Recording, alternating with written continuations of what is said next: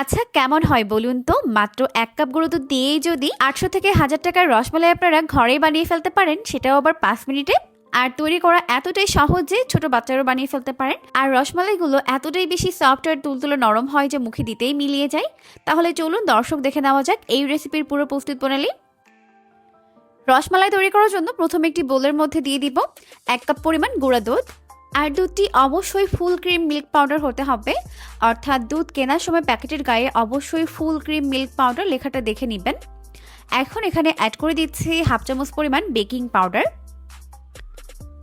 এরপর প্রথমে baking powder আর গুঁড়া দুধ একত্রে ভালো করে মিশিয়ে নিতে হবে।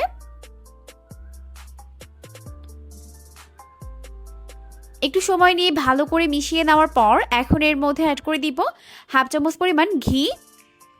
আপনারা এখানে ঘিয়ের পরিবর্তে গলানো বাটারও ব্যবহার করতে পারবেন। এখন খুব ভালো করে আবারও মিশিয়ে নিতে হবে। সবকিছুকে ভালো করে মিশিয়ে নেওয়ার পর এখন এটাকে একটি সাইডে রেখে দিচ্ছি। এরপর এখানে আরও একটি বোল নিয়েছি আর এই বোলের মধ্যে একটি ডিম ভেঙে নিলাম। এখন এই ডিমটিকে একটি কাঁটা চামচের সাহায্যে ভালো করে ফেটিয়ে নিতে হবে। তো সবকিছুকে ভালো করে ফেটিয়ে নেওয়ার পর এখন গুঁড়া দুধের এই মিশ্রণের মধ্যে অল্প অল্প করে ডিমের মিশ্রণ দিব আর ভালো করে এটাকে মিশিয়ে নিব।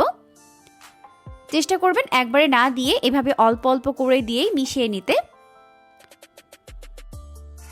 আমি এখানে ডিমটিকে একবারে অ্যাড করব না, কারণ ডিমের সাইজ কিন্তু ছোট বড় হয়ে থাকে, তাই কম বেশি লাগতে পারে। তো এভাবে এটাকে মাখতে মাখতে যখন দেখবেন হাতের মধ্যে এরকম একটা আঠালো আর স্টিকি ভাব চলে এসেছে, তখন এখানে ডিম অ্যাড করা বন্ধ করে দিতে হবে আর এটাকে ভালো করে মিশিয়ে নিতে হবে। এই মিশ্রণটিকে ভালো করে মেখে নেওয়ার পর এখন এটাকে প্রায় 2 মিনিটের জন্য একটা সাইডে রেখে দিব। আর এরই মাঝে দেখা যাবে মিশ্রণটা অনেকটা শক্ত আর টাইট হয়ে গেছে, তো এখন এটাকে একটি সাইডে রেখে দিচ্ছি।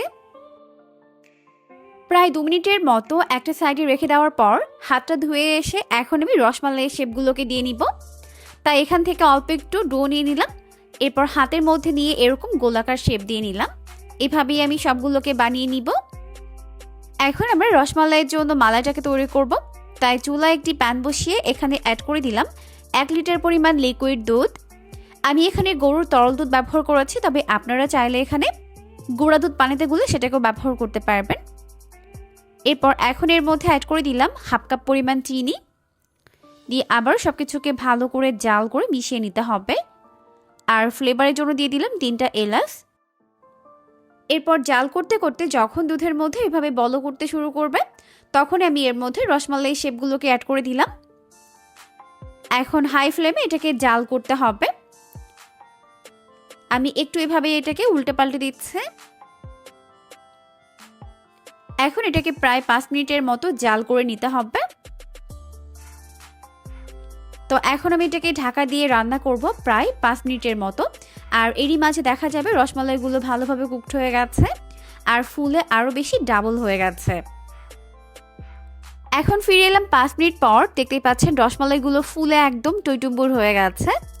এখন আমি এগুলোকে চুলা থেকে উঠিয়ে নিচ্ছি। চুলা থেকে উঠিয়ে এখন আমি এগুলোকে একটি বোলের মধ্যে নিয়ে নিচ্ছি। এখন উপর থেকে এইভাবে পেস্তা বাদাম কুচি দিয়ে সাজিয়ে নিচ্ছি। চাইলে এখানে পেস্তা বাদাম দিতে পারবেন, আবার না চাইলে বাদ দিতে পারবেন। দেখলেন তো, মাত্র 1 কাপ গুঁড়ো দুধ দিয়ে কত সহজে 5 মিনিটের রসমালাই তৈরি হয়ে গেল। এটা খেতেও কিন্তু দুর্দান্ত মজার হয়। আপনি কাউকে না বললে কেউ খেয়ে বুঝতেই পারবেন এটা ঘরে তৈরি করা রসমালাই এতটাই বেশি মজাদার হয়। এই ঈদে অবশ্যই বাসায় এটাকে ট্রাই করবেন, দেখবেন পরিবারের ছোট বড় সবাই পছন্দ করবে।